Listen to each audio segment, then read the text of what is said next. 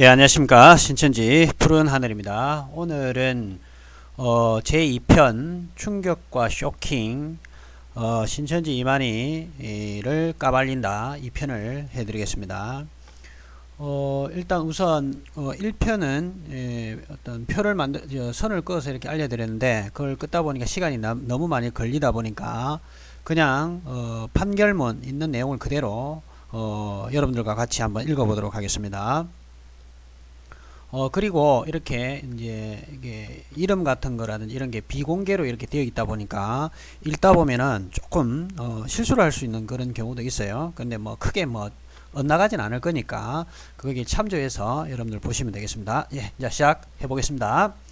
자, 이제 총회관리 이게 신천지 예수교입니다. 신천지 예수교 자금 특정 경제범죄, 가중처벌 등에 관한 법률 위반, 횡령에 관한 점입니다.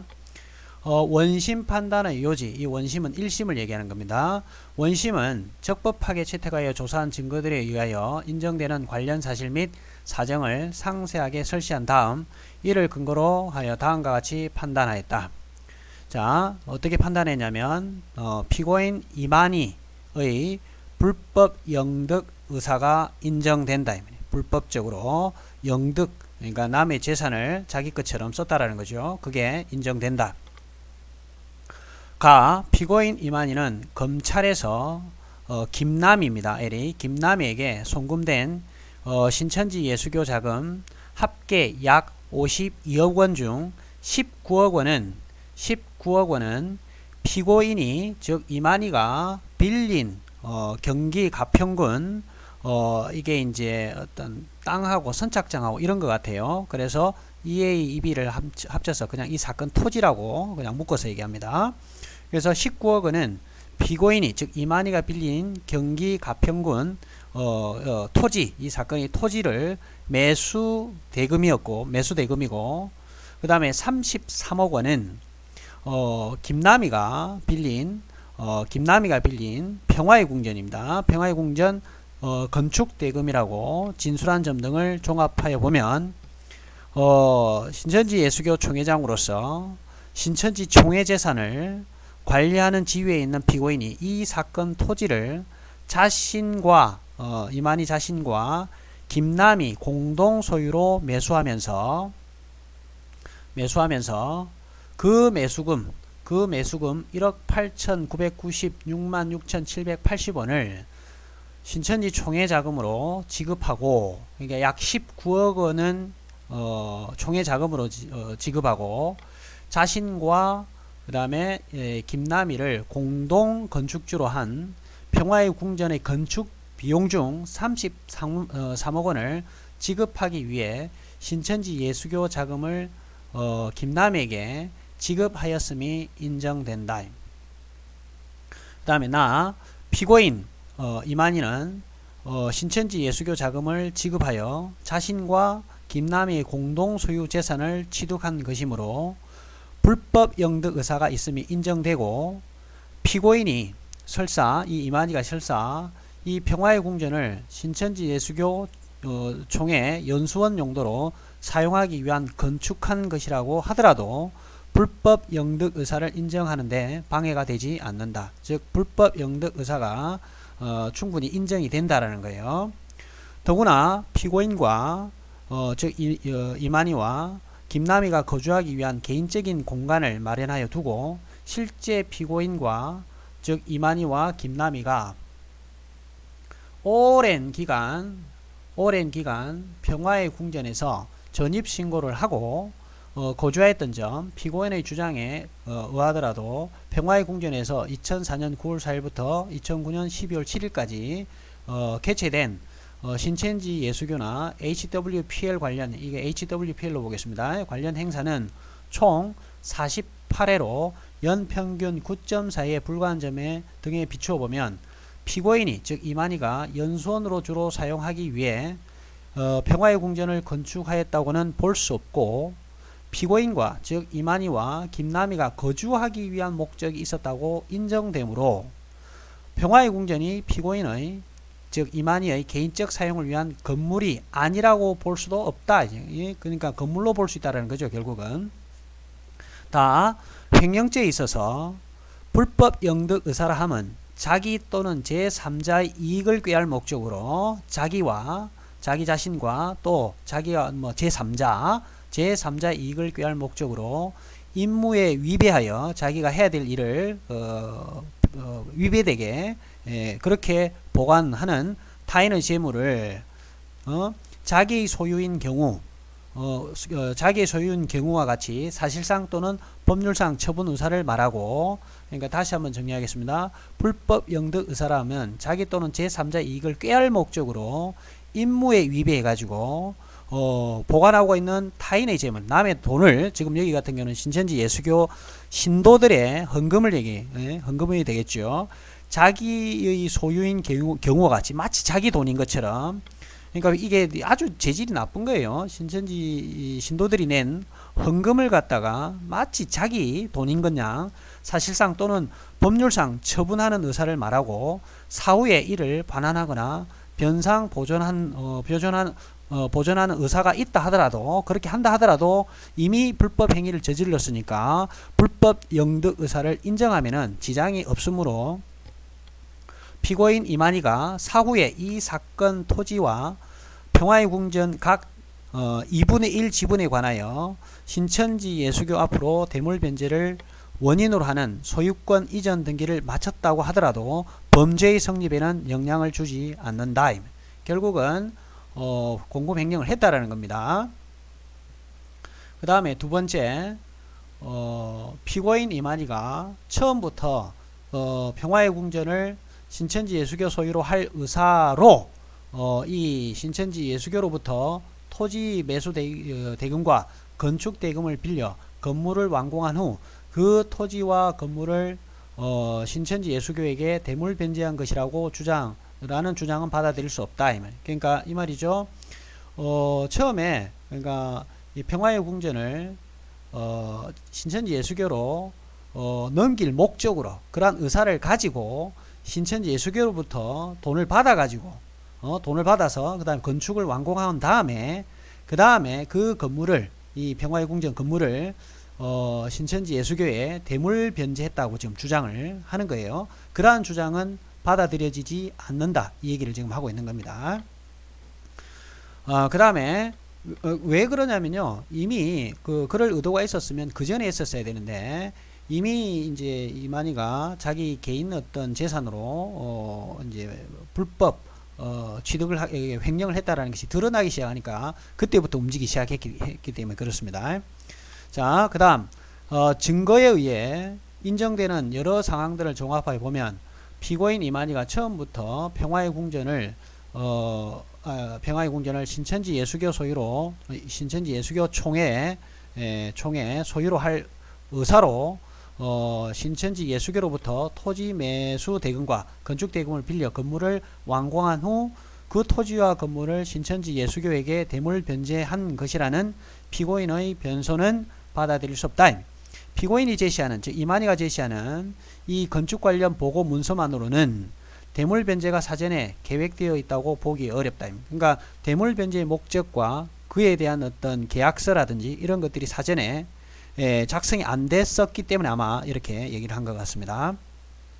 설령 지금 계속 이거 읽어드리는 것은 1심에서 이렇게 판결을 한 거예요. 1심에서 지금 요 고등법원 판결문을 제가 읽고는 있지만 이 내용이 고등법원에서 판결을 내릴 때 1심의 내용을 가지고 지금 일단은 얘기를 하고 있는 거예요. 이게 이제 항소를 하면서 이런 얘기가 이런 부분들을 항소를 제기했기 때문에 그런 거예요. 계속 지금 1심에서 벌어지는 내용을 고등법원에서 지금 얘기를 하고 있는 겁니다. 설령 피고인 이만희와 신천지 예수교 사이에 실제 금전 소비대차 약정이 있었다고 하더라도 신천지 예수교 자금의 대여 시 요구되는 내부 의결 또는 의결 등의 절차, 내부 의결 등의 절차를 거치지 않았어요. 그러니까 총회 의결을 거치지 않고 이만희 혼자 자의적으로 혹은 총회에 누구나 다 인정할 만한 그런 절차를 거치지 않고 했을 가능성이 있다는, 거치지 않았다는 거죠. 또 이자 약정이, 그러니까 돈을 빌렸으면 뭐 10원, 20원도 아니고 100원, 100만 원, 200만 원도 아니고 수십억 대를 지금 돈을 빌렸는데 이자 약정이 없다라는 것은 요거는 이제 문제가 생기죠. 자식이 아들한테 1억만 물려줘도 그 이자를 그 뭡니까 그 증여세 같은 걸 내야 되고 이런 법으로 정해져 있는데 이게 수십억 대가 되는 돈을 이런 이자 약정이 없다는 것도 문제가 된다는 거죠. 자, 그 다음에 자금 차용의 주된 또 목적이 신천지 예수교를 위한 것이 아니라 피고인과 즉 이만희와 김남희의 거주지를 마련하기 위한 것이었다는 점 등을 종합하여 보면 이와 같은 자금 차용 역시 돈을 신천지 예수교로 빌려왔다는 이런 역시 피고인이 즉 이만희가 신천지 총회 자금을 불법 영득한 것이라고 판단이 되는 겁니다. 결국은 횡령을 했다라는 거예요. 자, 이렇게 이제 1심에서 이런 내용이 이제 나오니까 이것 때문에 이제 횡령이 걸린 거예요, 이만희가. 그러니까 이제 항소 이제 했겠죠. 신천지에서도 항소하고 검사 측에서 이제 항소를 했는데 항소의 요지 이제 이런 내용을 가지고 이제 항소를 했던 내용입니다. 피고인 이만희는 건축허가 절차의 편의상 피고인 즉 신천지 이만희와 김남희의 명의로 이 사건 토지를 취득하고 평화의 궁전을 연수원 명목으로 건축하였으며 그 과정에서 명의를 빌려줬을 뿐이다. 그러니까 신천지 예수교에서 신천지 예수교 이름으로 건축을 하지 않고 이만희 이름으로 건축 허가를 받을 수 있도록 건축이 될 수 있도록 그렇게 이름만 빌려줬다라는 겁니다. 그게 이제 항소의 이유예요. 그러니까 횡령이 아니라는 거예요. 신천지 예수교의 어떤 건물이 맞다, 자금이 맞다 이 얘기를 지금 하려는 겁니다. 그 다음에 피고인은 처음부터 즉 이만희는 처음부터 이게 지금 신천지의 주장입니다. 지금 피고인은 처음부터 이 사건 토지와 평화의 궁전을 신천지 총회의 소유로 할 의사였다고 지금 얘기를 하는 거고 또 이 신천지 예수교로부터 토지 매수 대금과 건축 대금을 빌려서 건물을 완공한 후에 그 토지와 건물을 신천지 예수교에 대물 변제한 것이다 라고 했기 때문에 이거는 횡령이 아니다 이 얘기를 하려는 거예요. 그럼에도 불구하고 피고인에게 즉 이만희에게 불법 영득 의사가 있었다고 인정한 원심에는 사실 오해인 법리 오해의 잘못이 있다. 법원이 1심에서 판단을 잘못했다 이렇게 얘기를 하는 거예요. 자, 요 내용이 이제 고등법원에서 이제 이게 신천지의 어떤 항소 내용을 받아들일 것인지 아니면 받아들이지 않을 것인지를 이제 판단하는 겁니다. 그래서 이제 이 법원의 판단, 이게 이제 고등법원의 판단입니다. 원심, 즉 1심과 이 고등법원이 당심이 적법하게 채택하여 조사한 증거들을 면밀히 살펴보아도 원심이 위와 같은 판단의 근거로 든 사실의 인정에 잘못이 없고 아까 1심을 내렸던 그 내용들이 잘못이 없고 나아가 같은 증거들에 의하여 인정되거나 알 수 있는 다음과 같은 사실 및 사정까지 더하여 보면 1심이 잘못이 없는데 고등법원에서 좀 더 들여다보니까 나아가서 같은 증거들에 의하여 인정되거나 알 수 있는 다음과 같은 사실 및 또 사정까지 좀 더 추가로 덧붙여 보니까 이 부분 공소사실은 합리적 의심을 배제할 정도로 증명되었다. 그러니까 이 법원 1심에서 내린 판결이 합리적 의심을 배제할 정도로 증명이 되었다. 즉 공금횡령을 한 게 맞다. 즉 다시 말해서 정확하게 불법 영득 의사가 있었다. 이 얘기를 하는 거고요. 이제 그 내용을 쭉 얘기를 하는 겁니다. 이제 할 겁니다. 이제 주저리 얘기할 거예요. 원심의 판단에 즉 1심의 판단에 이만희 피고인 이만희의 주장과 같은 사실 오인 법리 오해의 잘못이 없다. 그러니까 너희들의 항소는 잘못됐다. 이 얘기를 하는 겁니다. 자, 어떤 이제 이제 증명을 하는 거예요. 이 잘못이 없다라는 것을 또 신천지 이만희 총회장이 이렇게 불법 영득 의사가 있어가지고 횡령을 했다라는 것을 이제 하나씩 이제 얘기를 하는 겁니다. 고등법원에서 피고인 이만희가 건축허가 절차의 편의상 피고인과 즉 이만희와 김남희 명의로 이 사건 토지를 취득하고 평화의 궁전을 건축하였다고 볼 수 없다. 이게 이제 신천지가 주장을 했는데 그렇게 볼 수 없다라는 거예요. 그 이유가 뭐냐? 피고인 이만희는 신천지 예수교 명의로 평화의 궁전을 건축할 경우 부정적인 선입견, 그러니까 이제 신천지에서 늘 하는 얘기죠. 이만희 총회장이 이만희 씨가 개인 돈, 이만희 씨가 개인 어떤 그 땅, 토지, 요런 것들을 가지고 있으면, 제가 저번에 또 인터넷에 한번 유튜브에 제가 올린 게 있었죠. 그런 개인 이름들이 이렇게 자기 자산으로 개인 토지로 이렇게 있었을 때 신천지 맹도들이 늘 하는 얘기가 피치 못하게 신천지 예수교 이름으로 하면 안 되는 사정이 있으니까 개인 이만희 이름으로 했다. 이런 맹한 소리를 하는 거죠. 이제 그런 부분에 대해서 탄핵을 시키는 내용입니다. 이게 꼭 그 사건과는 관련이 없지만 요번 사건에 대해서 피고인 이만희가 건축 절차의 편의상 피고인 즉 이만희와 김남희 명의로 했던 것은 이 건축 허가를 할 때 평화의 궁전 건축을 할 때 신천지 예수교를 했을 때 핍박을 많이 받는다. 이렇게 생각을 해서 지금 항소를 한 거예요. 그래서 그런 부분을 받아들일 수 없다라는 거예요. 왜 그러냐면 피고인 이만희는 신천지 예수교의 어떤 명의로 평화의 궁전을 건축할 경우 부정적인 선입견, 또 일부 여기 보니까 안티인지 바깥인지의 어떤 흠집내기 및 이런 것 같아요. 지금 신천지 반대하는 사람들의 흠집내기 및 조직적인 민원 제기로 인해 건축이 무산될 것을 우려하여 피고인과 김남희 명의로 이 사건 토지를 매수하고 건축 허가를 받을 수밖에 없었다고 주장을 합니다. 그러나 피고인은 신천지 예수교 총회장직을 맡고 있고 대외적으로 그 신분을 널리 알려져 있는 만큼 신천지 예수교의 명의가 아니라 피고인 명의로 매수하거나 건축 허가를 받는다 하여 민원 등의 어려움을 피할 수 있었을 것이라고 보이지 않는다. 예, 당연한 얘기죠. 나아가 피고인과 김남희의 공동 명의로 할 이유는 더욱더 없다. 그러니까 이거예요.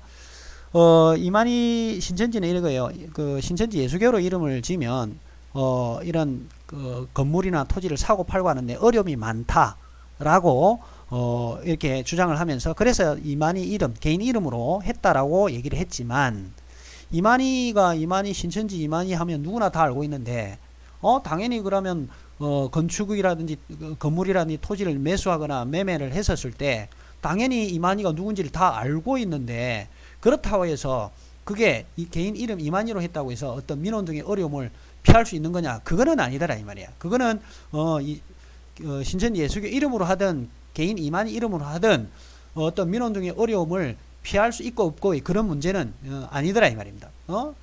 개인 이름으로 했던 단체 이름으로 했던 똑같은 일은 발생될 거라는 거예요.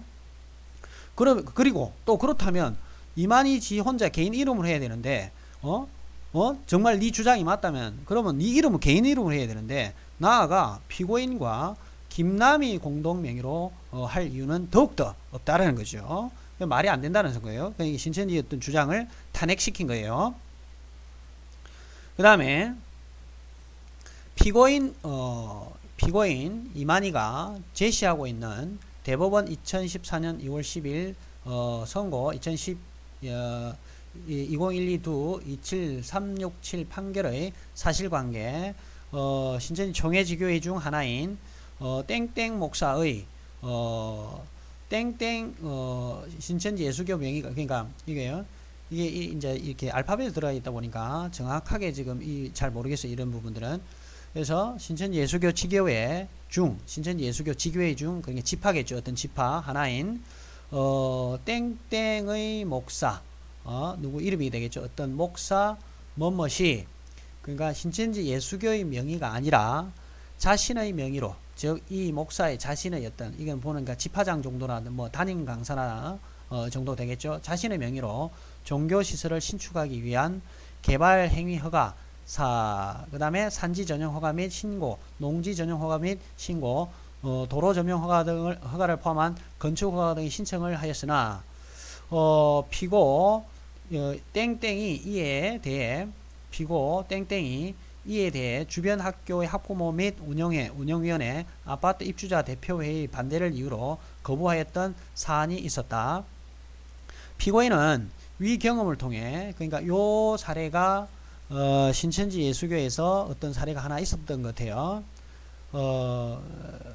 했으나 그죠? 이 사례가 지금 있었는데 이걸 이제 빗대어서 이만희는 위 경험을 통해 신천지 예수교 단체의 명의로 하는 것에 어려움이 있다고 하여 개인 명의로 하는 것이 꼭 유효한 해결책이 되지 않음을 잘 알고 있을 것으로 보인다. 그러니까 여기가 그 말이죠. 신천지 예수교의 이름으로 하면 안 될 것 같아서 개인 이름으로 했는데도 반대 이유로 거부되었던 사안이 지금 발생했어요.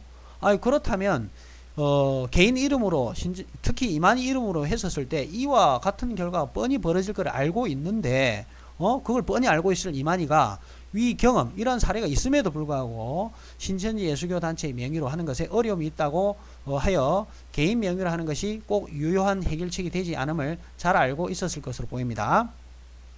또한 전 소유자인 이게 그 문씨 같아요. 통일교 쪽에 그 평화의 궁전 소유자 전 소유자 문씨 이엘이 이 사건 토지에 관하여 공동주택 또는 연립주택 건축 허가를 받아 두어 건축주 변경, 용도 변경 허가가 예상되는 이 사안에서 위 EF 여기 EF와 동일한 어려움이 있을 것으로 예상하기도 어렵다. 그 다음에 두 번째 피고인 A는 즉 이만희는 이 사건 토지를 물색할 무렵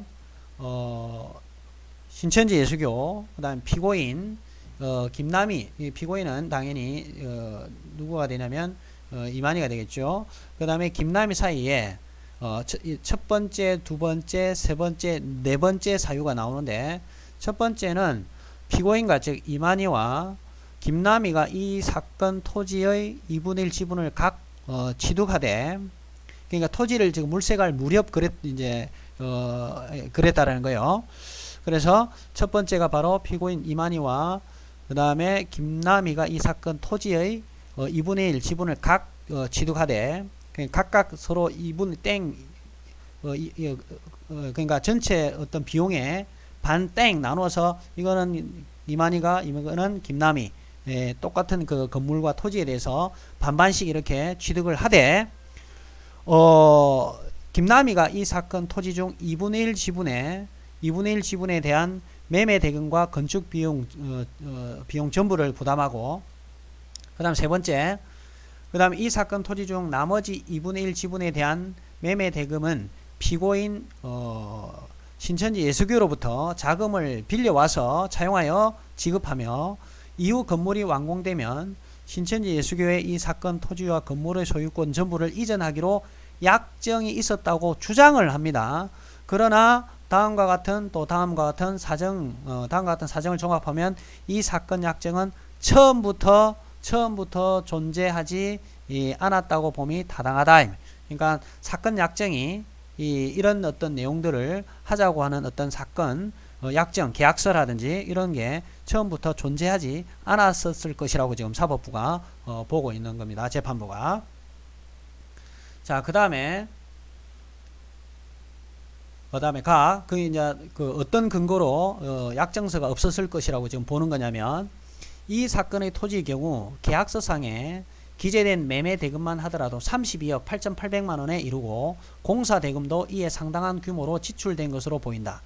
이처럼 이 사건의 약정의 내용은 그 거래 규모가 상당하였음에도 불구하고 위와 같은 약정이 서면으로 작성된 바가 없어요. 작성된 내용이 없고 피고인 A와 즉 이만희와 신천지 예수교 사이에 작성된 대물변제 약정서가 존재하기는 하나 이는 그 작성일자가 평화의 궁전의 완공 이후인 2014년 12월 30일이다. 이게 굉장히 웃긴 얘기죠.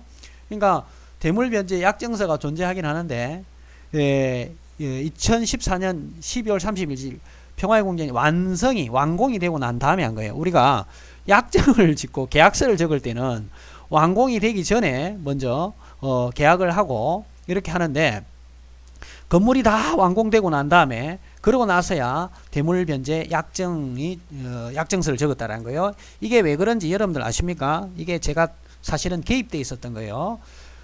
푸른 하늘 제가 블로그에 평화의 궁전이 2분의 1씩 김남희하고 이만희가 각각 2분의 1씩 소유를 하고 있다는 걸 알자마자 제가 푸른 하늘 유튜브에 이걸 올렸어요. 공개적으로. 이거는 개인 이름으로 되어 있기 때문에, 이만희 재산으로 되어 있기 때문에 올리고 나자 그 다음날 바로 대물변제로 싹 신천지 예수교로 이만희 것만 반탕 딱 넘기고 김남희 2분의 1은 김남희가 계속 소유를 하고 있었습니다. 이 사건에 대해서는 제가 굉장히 자세히 알고 있습니다.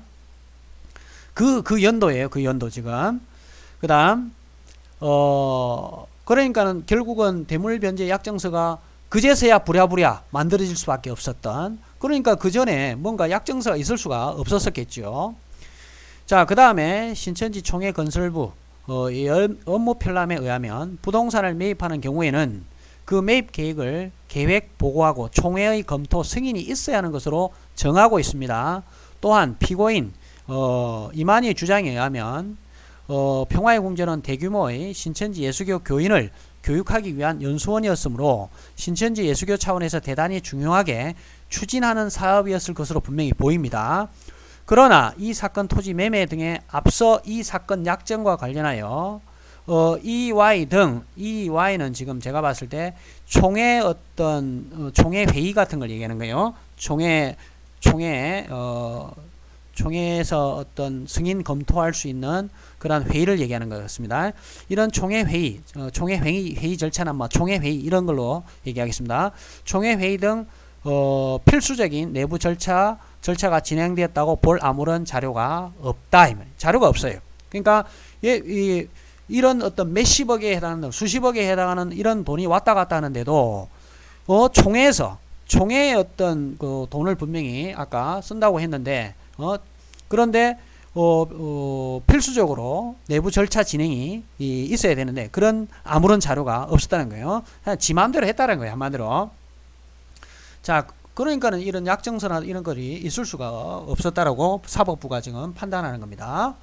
그 다음에 피고인 A는, 즉 이만희는 2014년 10월 28일 평화의 궁전에 관하여 사용 승인을 받고 같은 해 11월 3일 위 건물에 관하여 자신과, 즉 이만희와 김남희 명의로 소유권 보존 등기를 마쳤다. 피고인은, 즉 이만희는 2015년 1월 7일 이 신천지 예수교회 이 사건 토지와 평화의 궁전 각 2분의 1 지분에 관하여 대물변제를 원인으로 하는 소유권 이전 등기를 마치기는 하였으나, 이게 마친 게 왜 그러냐면 아까 이제 제가 유튜브 블로그에 아까 평화의 궁전 소유자 이제 인터넷에 올리니까 이만희하고 신천지가 부랴부랴 이제 옮긴 거예요. 그 2분의 1 지분에 관하여 대물변제 원인으로 하는 이제 소유권 이전 등기를 이제 작성을 했겠죠. 그러면 그 나머지는요, 김남희가 가지고 있는 그 나머지 그 2분의 1 지분에 관하여는 여전히 김남희 명의로 소유권 이전 등기 내지 소유권 보존 등기가 되어 있었고, 그러니까 김남희 이름으로 계속되어 있었던 거예요. 나머지 2분의 1은 신천지로 안 넘어가고요. 그래서 되어 있었고, 이 신천지 예수교가 그래서 김남희에게 이 사건 약정에 따라 위 나머지 지분의 인도를 요청하였다고 볼 자료가 없다. 그러니까 나머지 2분의 1 김남희가 가지고 있는 것도, 야 김남희 너 이거 우리 땅이 우리 그 재산이니까 내놔라고 신천지 예수교가 김남희에게 이 사건 약정에 따라, 위의 사건 약정에 따라 위 나머지 지분을 넘겨달라 이렇게 요청한 자료도 없어요. 그러니까 어떤 약정서가 있었다고 보기가 어렵다는 거예요. 그래서 피고인 이만희는 김남희가 변심하여 위 약정이 이행되지 않았다는 취지로 주장하나, 정말 지저분하죠, 그죠? 주장하나 김남희는 2017년경 신천지 예수교를 탈퇴하였고, 그 다음에 이 평화의 궁전이 준공되었던 2014년 15년경에는 신천지 예수교와 우호적인 관계를 유지하였던 것으로 보인다. 그 무렵 김남희와 피고인 및 신천지 예수교의 관계를 고려할 때 이 사건 약정이 실제로 존재했다면 김남희가 이를 이행하지 않을 이유가 없을 것으로 보인다. 그런 어떤 약정이, 즉 계약서 같은 것이 없었기 때문에 김남희가 그렇게 이 2분의 1에 해당하는 이게 2분의 1이 김남희 돈으로 진짜 했는 건지 아닌지 모르겠지만 어쨌든 그 이전에 이런 약정서가 없었기 때문에 이만희는 2014년경에 2014년 말경에 신천지 예수교로 넘겼고 2015년에 이제 대물변제 소유권 이전 등기를 이제 마쳤는데 김남희는 2분의 1 땅을 그대로 갖고 있는 거예요. 갖고 있는데 그렇다면 만약에 약정서가 있었다면 김남희가 그 이행을 해야 되는데 이행을 하지 않고 또 버티고 있는 거예요. 내 거라고 다 가지고 있는 거예요. 실제로 제가 그 푸른하늘 블로그에 올렸었을 때도 2분의 1은 신천지 예수교로 이만희가 버뜩 그날 그냥 제가 올리자마자 그날 바로 하여튼 넘겼으니까요. 신천지 예수교로. 근데 김남희는 계속 버티고 있더라고요. 그래서 제가 야 이거 참 이상하다 이런 생각을 계속 하고 있었던 그런 사건이었습니다. 자, 그 다음에 이 사건 공판 절차 계속 중, 그러니까 이 사건이 계속 진행되고 있는데 이 김남희가 제기한 이 사건이 진행되고 있는데 김남희가 또 뭐 제기한 공유물 분할 소송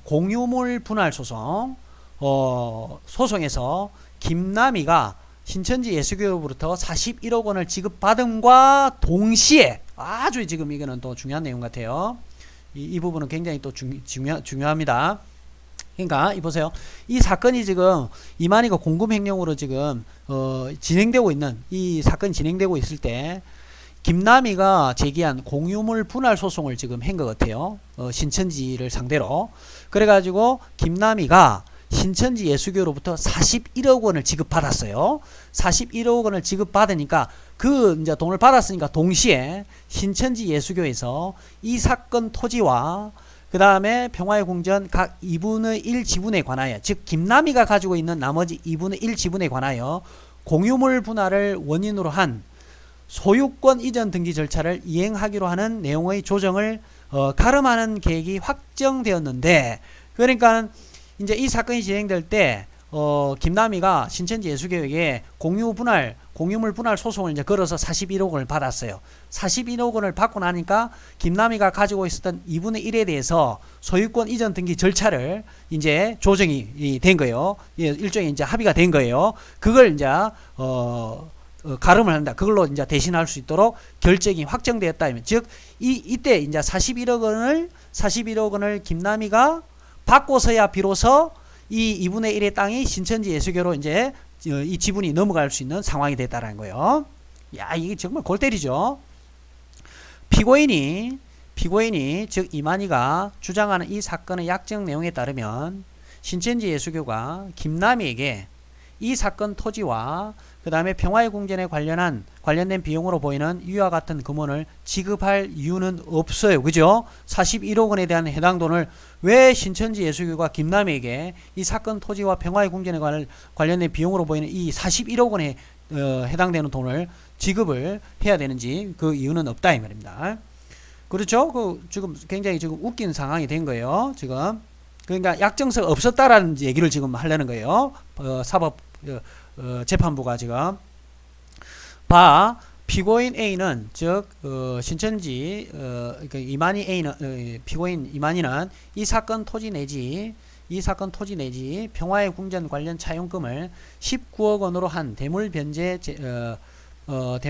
약정서뿐만 아니라 차용금을 42억 원으로 한 대물변제 약정서도 작성하였던 것으로 보이는 등 피고인이 신천지 예수교로부터 대여한 금원이 얼마인지 대해서 확실히 알죠. 그게 웃기네요. 그러니까 신천지 평화의 궁전 관련 차용금을, 그러니까 내가 이게 평화의 궁전을 지금 뭐 짓고 할 테니까 19억 원을 대물변제 약정서뿐만 아니라 이 약정을 지금 하고도요. 또 차용금을 32억 원으로 한 대물 변제 약정서도 또 작성, 이게 이중으로 지금 작성을 지금 한 것을 보여요. 그러니까 사법부가 봤을 때 이게 골 때린 놈이다 이렇게 생각한 거예요. 그죠? 그래서 신천지 예수교로부터 대한 금원이 얼마인지도 대해서 지금 확실히 지금 알지 못하는 어떤 그런 상황인 것을 보여요. 그러니까 이런 식으로 해서 지금 뭔가 또 다른 공금 횡령을 해가지고 또 이 장난질을 이만희가 했을 그런 어떤 느낌이 좀 옵니다. 그러니까 자기가 지금 도대체 얼마를 지금 신천지 예수교회로부터 총회로부터 지금 빌렸는지 그것도 지금 모르고 있다는 소리죠. 그거는 왜요? 약정서가 제대로 지금 뭔가 없으니까 그렇죠. 자, 그 다음에 4. 피고인 이만희는 이 부분 공소사실과 관련하여서는 2019년 4월 30일 수사기관에 평화의 궁전을 완공한 뒤 위 건물과 토지를 M 명의로 MHWPL 같습니다. 명의로 한 뒤 HWPL의 회비로 신천지 예수교에 대한 대여금 채무를 변제하려 하였으나, 그러니까 신천지 예수교의 어떤 단체의 돈으로 신천지 예수교에 이제 또 그러니까 이런 거죠. 평화의 궁전을 완공한 뒤에 이 건물과 토지를 HWPL의 어떤 명의로, 그러니까 이 M의 명의로 한 뒤에 그 M 회비로 다시 이 신천지 예수교의 대여금의 채무를 변제하려고 했으나 김남희가 이에 대해 반대하여 그때 이 HWPL 단체 대표가 김남희였거든요. 반대하여 어쩔 수 없이 신천지 예수교에 자신의 토지 및 건물의 지분을 이전하기에 이르렀다고 진술하였다. 그러나 피고인은 이만희는 이 사건 공판 절차에서도 이 사건 토지를 물색 취득할 무렵부터 처음부터 결국은 이 사건 약정이 존재했고 이 약정이 있었다라는 거예요. 그 다음에 평화의 궁전과 토지를 신천지 예수교의 명의로 할 계획이었다고 주장하고 있다. 그런데 이 피고인은 즉 이만희는 이처럼 이 사건 약정의 핵심적인 내용이라 할 수 있는 명의 이전의 상대방, 그 다음에 위 약정을 하게 된 경위 및 시기 등에 관하여 일관되지 못한 진술을 하고 있다. 그러니까 이 계속 사법부가 봐도 앞뒤가 안 맞는 얘기를 계속 지금 이만희가 하고 있었던 겁니다. 그 다음에 압수수색 과정에서 발견된 건축 관련 보고서 문의 작성 시기를 2013년 6월 23일 경위로 보더라도 위 문서가 피고인 즉 피고인 이만희의 불법 영득 의사의 부존재, 그게 존재하지 않았다라고 근거가 될 수 없다. 그러니까 불법 영득 의사가 없었다란 근거가 될 수 없다 이 말입니다. 그러니까 불법 영득 의사가 결국 있었다 이 말이에요. 그 다음에 위 문서의 내용은 다음과 같다. 이게 이제 2013년도에 작성된 문서 같아요. 이제 요 문서인데 건축 관련 보고 한 거 보니까 이게 아마 이만희에게 보고된 그런 작성 같아요. 요 부분은 토지 관련된 이런 부분이어서 뭐 들여다보면 오히려 그냥 더 복잡할 수도 있으니까 요 부분은 그냥 간략하게 그냥 넘어가겠습니다. 요 부분은 이렇게 이제 사법부가 다 들여다봤어요. 들여다보고 그 다음에 이 토지에 관련돼서 쭉 이제 얘기를 합니다. 이게 지금 올라가고 있으니까 여러분들이 이거는 보시려면 스탑 해가지고 보시면 됩니다. 자, 그 다음에 또 저희들이 또 계속 봐야 되는 것은 쭉 올라가서 보고 이제 4번입니다. 자, 평화의 궁전은 또 피고인 이만희와 김남희의 주거지였다. 이 평화의 궁전은 3층 건물인데 설계 시 지상 1층은 거실, 그 다음에 주방, 컴퓨터실, 욕실 등으로 지상 2층은 서재, 침실, 옷방, 온돌방 등으로 설계되었고 수사기관은 이 평화의 궁전에 대한 압수수색을 진행할 무렵 위 각 층에는 즉 각 1층, 2층에는 피고인 이만희와 김남희의 가구, 생활용품 등이 위치해 있었다. 그 다음에 그러니까 그 살림집이었다 이 말이죠. 결국은 지하 1층의 대강당홀 등이 위치해 있기는 하나 전체 이 건물의 동선에 의하면 외부에서 곧바로 지하층으로 들어갈 수 있는 경로가 별도로 마련되어 있어 피고인이 즉 이만희가 평화의 궁전을 주거용으로 사용하는 데는 방해가 되지 않을 것으로 보인다. 이게 평화의 궁전이 주거 용도가 아니다 이렇게 주장을 했겠죠. 그런데 들어가는 입구가요. 이 건물 여러분 이제 건물 같은 경우도 들어가는 입구가 다르면 다른 어떤 공간으로 보는 겁니다. 이거는 이제 건물 관련돼서 좀 아시는 분들은 알아요. 그래서 들어가는 입구가 다르다는 거예요, 결국은. 그래서 이 이만희가 평화의 궁전을 주거용으로 사용하는 데는 방해가 되지 않을 것으로 보인다. 그래서 너희들이 주장하는 이거 주거용이 아닙니다. 이거는 아니야. 이렇게 사법부가 판단한 거예요. 그 다음에 평화의 궁전은 연수원들을 위한 숙소로 별도로 갖추고 있지 않았고 또 도면상으로 손님방이 4개 위치해 있긴 하나 그마저도 2개는 건물 관리인 등이 상주하며 사용하고 있었다. 그러니까 결국은 뭐 신천지 연수원으로 사용한다는 것은 한마디로 뭐 새빨간 거짓말이다 이 말이겠죠. 다 평화의 궁전 인테리어를 담당하였던 이 부인은 이 사람이 누군지 모르겠습니다. 하여튼 인테리어를 평화의 궁전의 인테리어를 담당했던 이 사람은 수사기관에서 평화의 궁전의 구조나 디자인, 건축 자재 등과 관련하여 피고인 이만희와 김남희로부터 구체적인 지시를 받았다고 합니다. 특히 지상 1층과 2층은 중요한 공간이죠. 예, 김남희와 이만희가 둘이 신접살림할 장소니까 중요한 공간이며 김남희의 요구사항이 많아 디자인 작업이 힘들었고 지하 1층은 특별한 장식이 없어서 협의가 잘 진행되었다고 하였습니다. 그러니까 결국은 우리가 보세요. 여러분들 집을 하나 탁 사가지고 이제 집을 하나 사서 들어가서 살 건데 여러분들 그 건축 새로 디자인 실내 인테리어 할 때 오시는 분들에게 꼼꼼하게 여러분들 이렇게 해달라 저렇게 해달라 하시죠? 그거 내가 들어가서 살 건데, 신혼살림인데, 그러니까 요구사항이 많았는데, 지하 1층은 별 장식이, 협의가 잘 진행 잘 됐다, 예. 별 들어갈 장식이 없으니까. 그 다음에, 자, ET, 즉, 평화의 궁전은 2014년 10월 28일 완공되어 사용 승인이 이루어졌고, 같은 해 11월 3일 소유권 보존 등기가 마쳐졌는데, 피고인 이만희는 같은 달 7월 평화의 궁전에 전입신고를 하였다. 피고인은 가평군수로부터 신천지 예수교 박물관 부지 건축 허가를 원활하게 받기 위해 평화의 궁전으로 전입신고를 하였을 뿐이라고 주장하나 이게 이제 이만희 주장이죠. 결국은 이 부분이 결국은 이제 거기에 신혼살림으로 거기 가서 들어가 살 목적이 아니고 결국은 신천지 예수교의 평화의 박물관 부지 건축 허가를 원활하게 받기 위해서 그래서 평화의 궁전으로 전입 신고를 했다고 이렇게 주장을 했다는 거예요. 그런데 이와 같이 전입 신고가 이루어진 일자가 이 평화의 궁전 소유권 보존 등기 일자와 매우 근접한 점. 소유권 보존 등기 되자마자 얼마 안 돼서 들어간 것 같아요. 그 다음에 신천지 예수교가 위 시기에 박물관 사입을 추진했다고 볼 자료가 또 없어요. 그러니까 입만 뻥끗하면 거짓말 대충 갖다 붙였는데 그게 이 재판부에 지금 잘 안 먹힌 겁니다. 그래서 볼 자료가 없다란 어디까지 지금 간로가 되어 있습니까? 여기까지 간로되어 있죠. 볼 자료가 없다는 점 등에 비추어 보면 피고인의 주장은 믿기 어렵다 이 말입니다. 자, 그 다음에 또 평화의 궁전이 신축된 이래로 위 건물에서 신천지 예수교 교인들에 대해 정기적으로 교육이나 연수원 프로그램이 진행되었다고 볼 자료가 없고 별 진행한 것도 없고 신천지 예수교나 HWPL 관련된 일회성 행사들만이 개최되었다.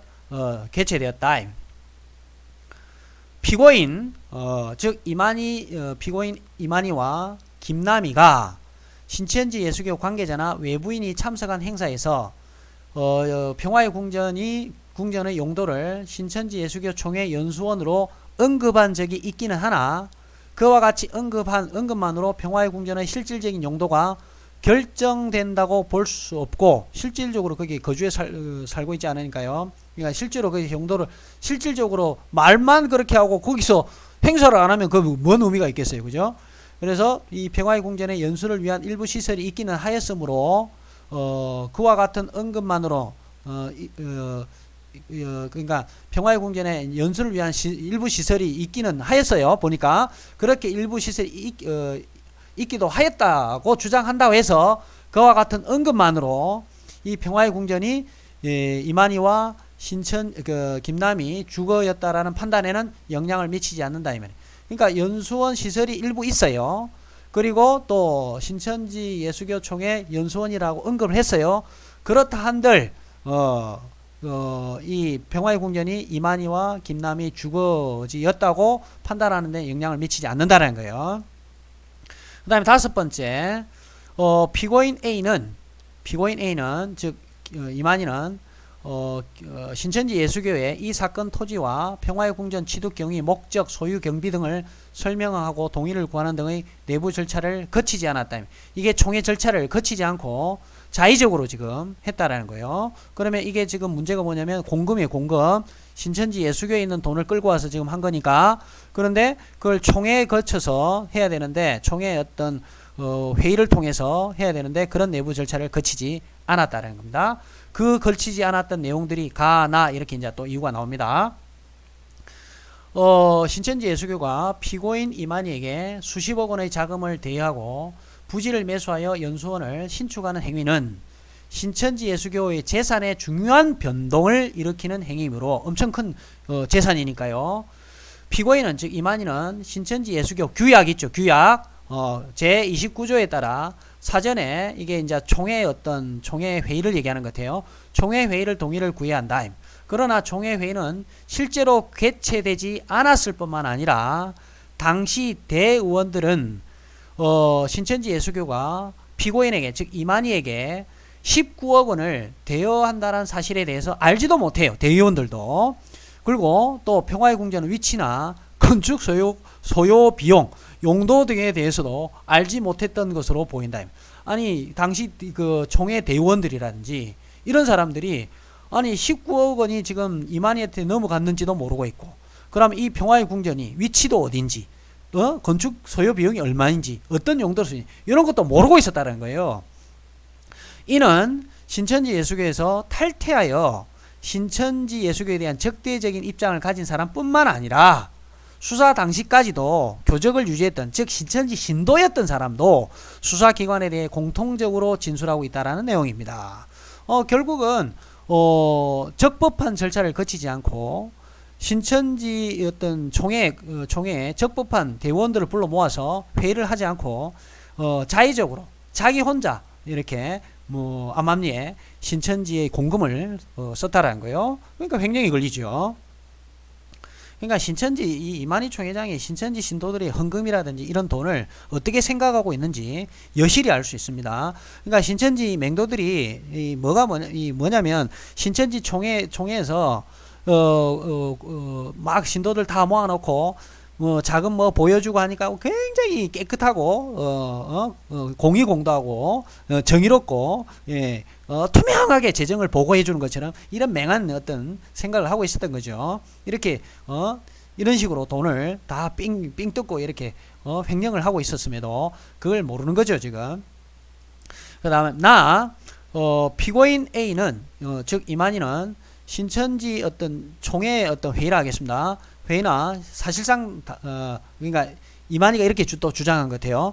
피고인 이만희는 신천지 총회나 사실상 다름이 없는, 그러니까 신천지 총회와 동격화시키는 이러한 FA가 지금 집화회의를 얘기하는 것 같아요. 집화회의의 의결을 거쳤으므로 절차상 하자가 치유되었다, 즉 절차상 하자가 문제가 없다라는 취지로 주장을 하고 있으나, 그러니까 총회에 있는 돈이 지금 나가고 있는데 집화회의에 집화 의결을 거쳤다라는 거예요.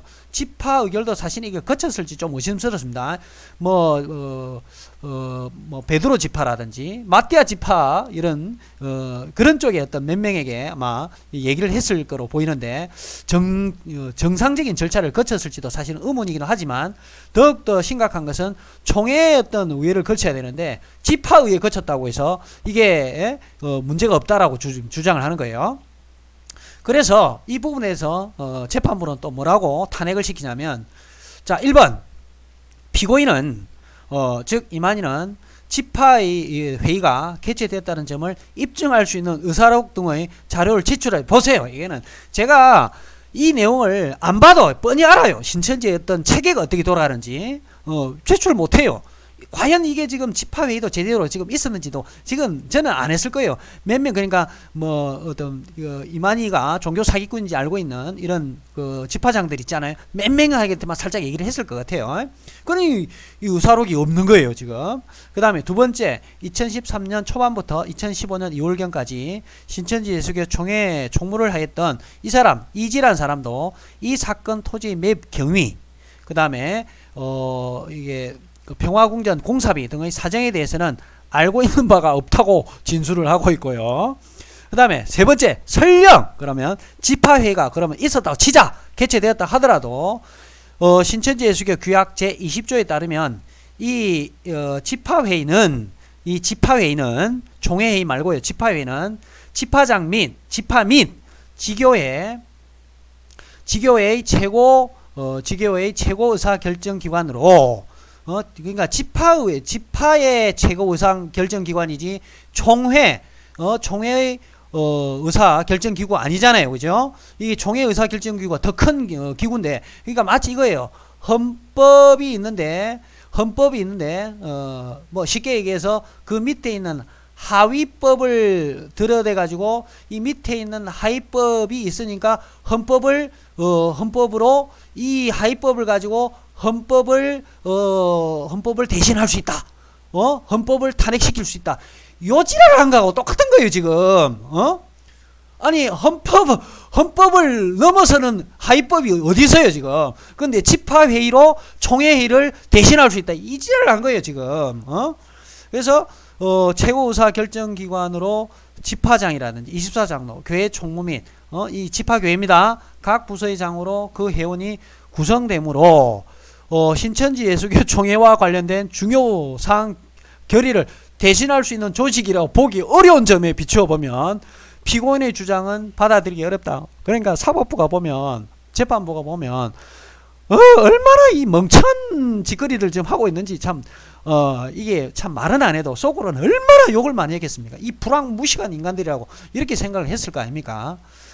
그 말은 뭐냐면 이만희 총회장이 적법한 절차에 따라서 신천지 예수교에 돈을 지금 썼던 게 아니고 신천지 신도들 현금 썼던 게 아니고 불법으로 썼기 때문에 지금 딱 이게 바로 공금 횡령에 그대로 지금 걸렸던 것입니다. 그리고 신천지 이 맹도들이 생각하는 게 뭐냐면 신천지에서 어떤 자료들을요 허위로 아까 같은 자료 예를 들어서 한번 아까 7번이었나 8번 이런 거 있잖아요. 예를 들어서 이 건축 보고 이런 걸 딱 해가지고 작성을 딱 해놨잖아요. 이 작성을 했는데 이제 이 내용을 보면 작성은 그럴듯하게 했는데 여기 뒤에 8페이지 내용들을 쭉 읽어보면 요 작성된 내용대로 안 하고 이만희가 지 마음대로 돈을 썼어요. 내용들을 쭉 보면. 그러니까 신천지인들한테는 이런 자료를 딱 보여줘요. 그죠? 이런 자료를 딱 보여주고 난 다음에 이렇게 깨끗하게 우리는 썼습니다. 그러면 신천지 맹도들 뭐예요? 아멘! 이랄 띠띠랄 짓거리를 지금 하고 있는 거죠. 사실은 이거를 보여주고 소위 말해서 뒷구녕에서는 어떤 짓거리를 하고 있는지를 맹도들은 모르잖아요. 지금. 그러니까 이런 사법부에서 요렇게 철퇴를 지금 이만희한테 내린 거예요. 징역 3년에 집행유예 5년 그 다음에 준법 수강 준법교육 수강 80시간을 때린 거예요. 그래서 이 피고인이 즉 이만희가 주장했던 내용들이 횡령 부분에 대해서 다 탄핵을 시키고 너희들 횡령한 거 맞아 이렇게 사법부가 주장을 했던 겁니다. 자, 오늘은 두 번째 시간 이렇게 하고요. 다음 시간에 이제 세 번째 시간으로 이 M 자금 관련 M 관리 자금 횡령건 가지고 얘기를 하겠습니다. 지금 보세요. 수십억의 지금 했고 총 이만희 총회장이 7억에 아까 26억이었는가요? 요걸 지금 공금을 횡령을 해서 법이 철퇴를 지금 받았습니다. 그런데 이 56억에 대한 횡령 이 56억 정도의 어떤 금액에 대해서 법의 어떤 철퇴를 피해가기 위해서 50억에서 100억을 넘어가는 이런 금액을 처발라가면서 대법 저기 법무법인을 사가지고 지금 이렇게 지금 이렇게 사건을 지금 진행시키고 있습니다. 정말 돈이 어마어마하게 지금 남아 도는 것 같습니다. 신천지는. 그런 거 보면은 신천지 신도들 삥 뜯어가지고 이런 쓰잘데없는데 신천지 신도들한테는 10원째 하나 아껴 쓰고 신천지 교회에 있는 자금들 투명하게 쓰라고 속되면 욕 나오죠, 그죠? 그렇게 해놓고는 정작 자기는 이렇게 뒷구녕으로 수십억을 갖다가 장난같이 쓰고 있었던 거죠. 정말 신천지 내부를 들여다보면 볼수록 그 경악을 금치 못하는 그런 일들이 계속 벌어지고 있습니다. 자, 오늘은 여기까지 하고 다음 시간에 계속 이어서 3편을 이어가겠습니다. 감사합니다.